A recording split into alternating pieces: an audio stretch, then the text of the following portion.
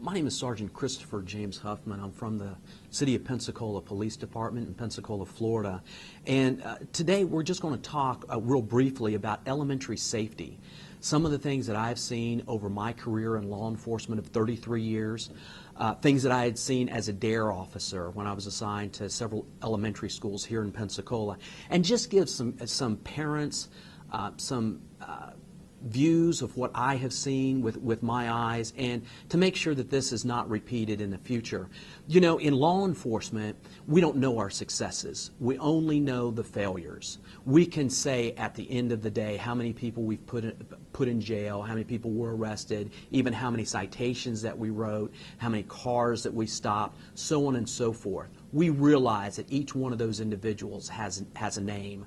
But to be honest with you, as you're looking at this particular video, I don't know you, but I know that there's a reason for you to have clicked on this particular link.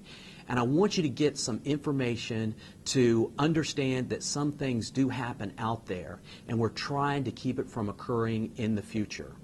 One of the things that we're having a major issue with here in the state of Florida is young people getting into medicine cabinets, getting into things. And when I'm talking about young people, I'm talking about, 5-year-olds, 6-year-olds, individuals that should not have any type of access to medicine cabinets. I realize that that's where their vitamins are located, or that's where their medication is, and maybe they know how to open up a secured medicine bottle. But I'm here to tell you right now, we have had individuals that have consumed, unknowingly have consumed pills, not knowing, again, that these could be very, very dangerous. When I go into a class of 9-year-olds or 10-year-olds, I'll ask them, I'll say, well, why do they add flavors to vitamins? Why do they put grape flavor in cough medicine? And they'll get it right every time. And of course, it's so those individuals will take the medication. But I'm here to tell you that 5-year-olds and 6-year-olds do not know the difference between certain candies and certain vitamins that are out there that taste like candy. Some people have asked, well, what do? Do you put it up high? Yes, you could certainly put it up high, or you could have a locking medicine cabinet. What my wife and I did is we took a locking doorknob. We had we still use it because we have our nephews and nieces. We took this doorknob and we turned it around and locked it, and it goes into our towel closet in our bathroom. And yes, that's right. Every time that I've got a headache, or every time my wife needs to take a vitamin or whatever, we have to get the key and we have to unlock this. But I say to you right now, you can never, ever go backwards. You can only go forwards. Okay, another thing that we're seeing an issue with is firearm safety. We have seen that millions upon millions of firearms are out there here in the United States, and they're legally owned. Let me tell you, one of the things that you want to look at is how are you storing that firearm when you are not there.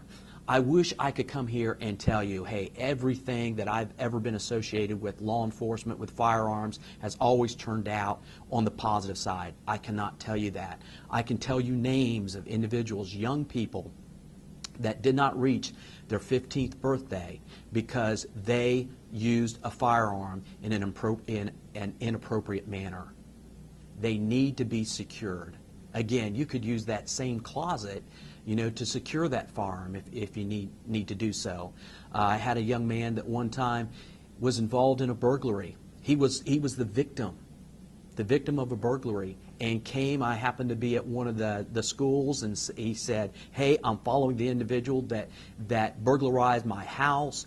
I ended up arresting the individual. Come to find out, the person had taken a gun that belonged to this young person or whatever. So understand, when you leave the house, If your house is burglarized and it's not secured, you've now opened up your house for an individual to maintain security over that firearm. Motor vehicle traffic crashes. It's the #1 cause of death for young people. Motor vehicle traffic crashes. Okay, and that includes teenagers too. Keep them safe. How can you keep them safe? Listen, they learn from you. My kids, they learn from me. When you have that seat belt on and it's on before you turn that ignition on, when you have the locks down on your car doors and whatever, they're noticing it. You know, I saw something the other day that individuals that are grandparents are involved in less crashes when their grandkids are in the car than when the parents are driving a car and they have their children in the car. That should tell us something, because grandparents are older, of course, than the parents, right? And we're talking about grandparents that are in their 60s, 70s, 80s, maybe even 90s that are driving, and they're being involved in less crashes where they have that conscious thought. And we need to do that. Please, I understand the cell phone can go off.